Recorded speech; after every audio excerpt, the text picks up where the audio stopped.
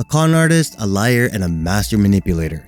The downward spiral of Keffals has been nothing short of crazy as she's managed to jump from one controversy to another faster than anyone could possibly keep track. Keffals was supposed to be an activist that everyone rallied behind as an underdog looking for change. But instead we find out that her career has all been a massive scam, and Keffals is a bigger liar than anyone could have expected. On August 5th, I was woken up by London police services pointing an assault rifle in my face at my home. Keffals is a popular Twitch streamer who started off as a politician in Canada and as a member of the Communist Party. After losing 2 elections, she quit and disassociated from them before becoming a Twitch streamer in 2020. She came from the same community as Vosh, another popular leftist streamer with whom she's collabed with multiple times. What is an Isabel.jpg and why does it keep asking me for $54,000? That is my editor. I see. Yeah, you One should... half of the puzzle completed. I don't know why she's asking for $54,000. Mystery. You're half. Keffals first rose to prominence through posting memes and talking about video games until a slew of anti-trans legislation in Texas got her back into talking about politics once again, being a trans woman herself. At the start, she seemed to be doing good work as she managed to raise over $200,000 for the cause of protecting trans youth in Texas. But even early on, her problematic behavior was on display. She often mobilized her fan base to mass attack anybody she was going up against. A good example was how she got Destiny banned off Twitch and almost got him banned off of Twitter as well. She did this because she wrongfully identified Destiny as the reason her Discord server was raided by trolls when in reality, Destiny had nothing to do with it. After getting him banned, she then proceeded to baselessly accuse him of stealthing, which is a form of on stream. Oh yeah, meanwhile he stealths people, which is legitimately a form of...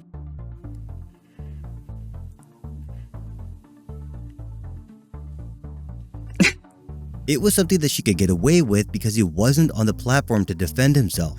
This tendency for Keffals to needlessly lie would become a feature of her online career and ultimately lead to her downfall. The lies would formally start after she became the target of an online social media site called Kiwi Farms. This is a site notorious for allowing people to create long negative threads on anybody they wanted and share private information like full names and addresses without consent. And so Keffals was allegedly doxxed on this site, leading to her home being swatted by the police. Woken up by London police services pointing an assault rifle in my face at my home.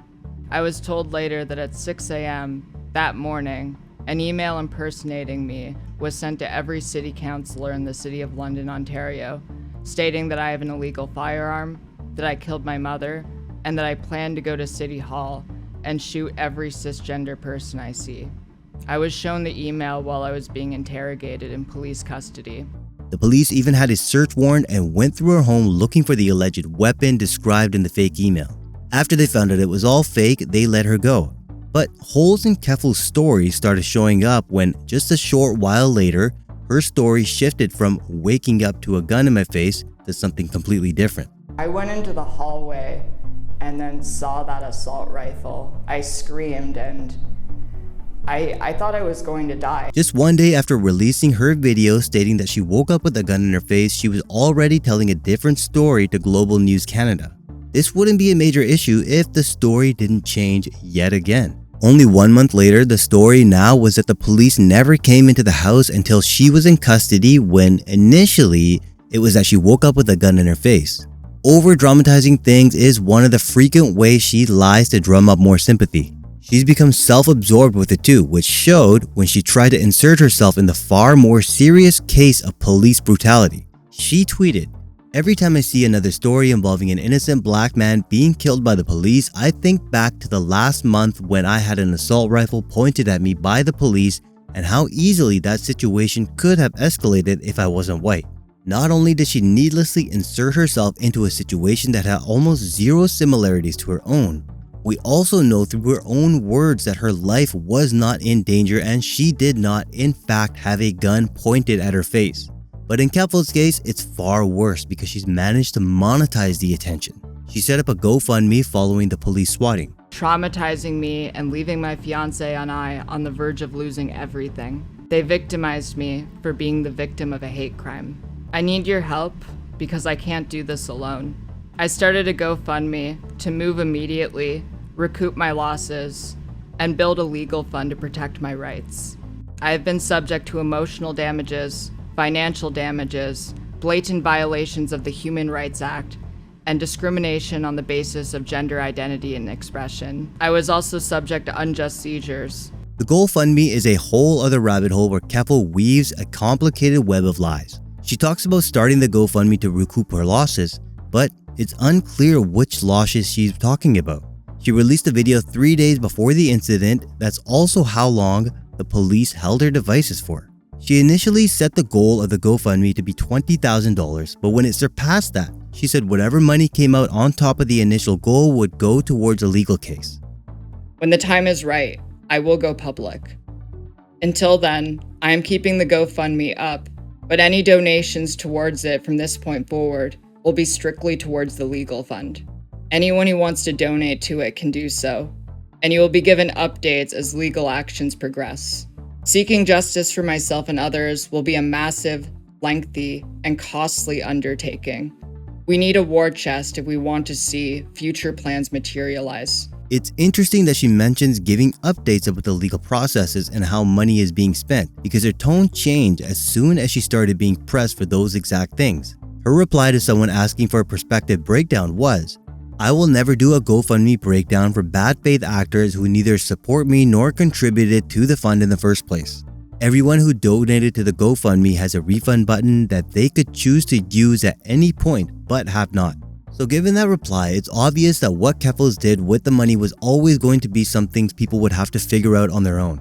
One of the things she said she was going to do was change her location and move somewhere else in order to avoid more swatting. Using the money that was generously donated to me through GoFundMe, I am able to keep myself safe until I secure a new place to live. I cannot thank you all enough for giving me this opportunity that so many other people did not have. This led to a series of events where she would repeatedly get swatted wherever she went, mainly because she would put no effort into concealing her information. She spent time in Northern Ireland, Spain, and England during this time, and she still kept getting swatted. A while later, she then admits that she didn't travel because she was trying to get away from the aggressive online trolls. This is where I need to admit something. Last year, I was in the papers. This was on CBC, Canada's biggest media outlet. Twitch streamer and trans activist says she's leaving Canada for a while due to harassment. Earlier this month, Clara Sorrenti was the target of a swatting incident and has been doxxed and hacked. And there was a criticism that I frequently got throughout that time. How does moving to a different country help you with online harassment? And as we found out, it didn't. Because once I landed in Belfast, I had people showing up, making threats outside of where I was staying. And I knew that no matter where I went in the world, I would not escape online harassment as long as I was an online figure. And the truth is, I left the country because of my ex and because I was scared of my ex. Because my ex was abusive and abused me emotionally and yelled at me and consistently coerced me into sex. That's why I left. But I couldn't tell anyone. I didn't want it to be a big thing. I didn't want it to be in the papers while all the journalists were circling around and writing their stories.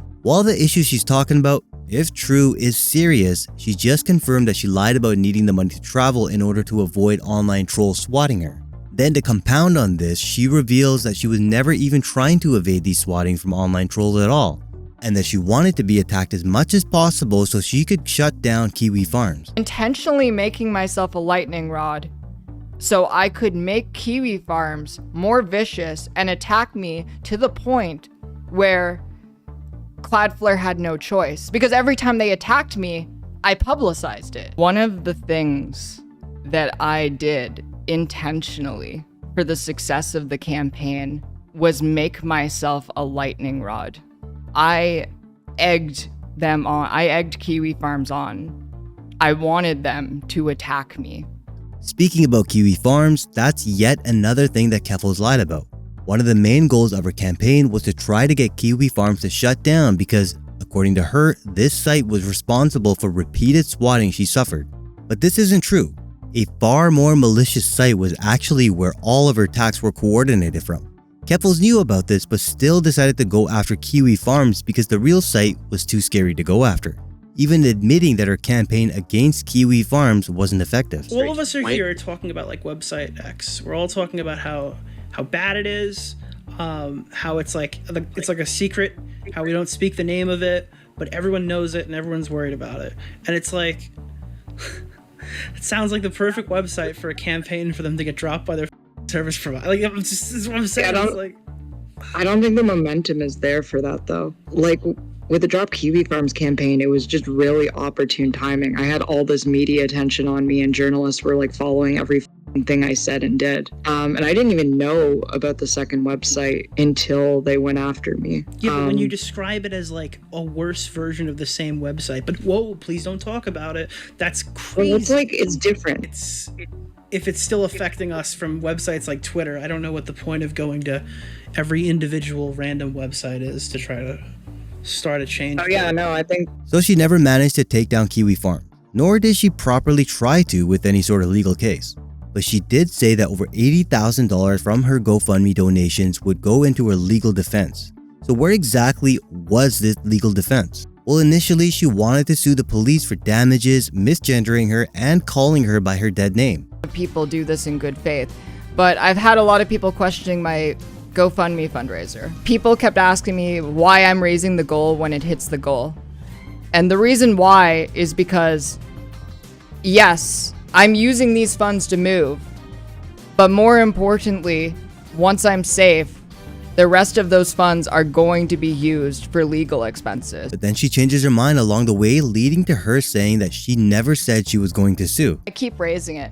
The reason that I did that in the first place was because I wanted it to be $100,000 from the beginning, but I didn't know if I would get that money. So when it kept coming in, I just kept raising the cap until I got there. I never said that I was going to sue the police.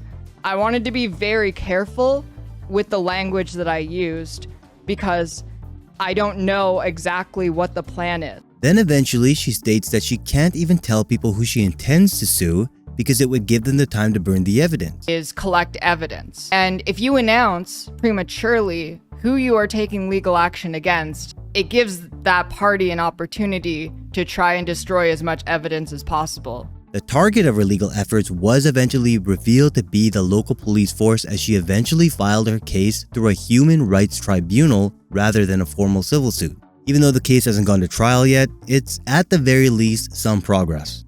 But this isn't where most of the $100,000 from the GoFundMe went. Made all of my devices hack-proof, and they gave me tips on not getting doxxed again. They also helped me with a whole bunch of other stuff that I can't talk about because I signed an NDA, like a non-disclosure agreement. I already hired a lawyer, and all of the information between me and my lawyer is privileged and confidential, and I can't talk about it.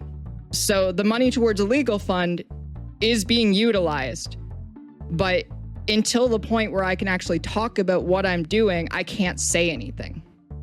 So I use the money to find a place, to contract a security company to keep myself safe, and to hire a lawyer. However, the leaked DMs from her group chat revealed that Keffals had squandered most of the money. She says, "Feels really bad watching the GFM deplete.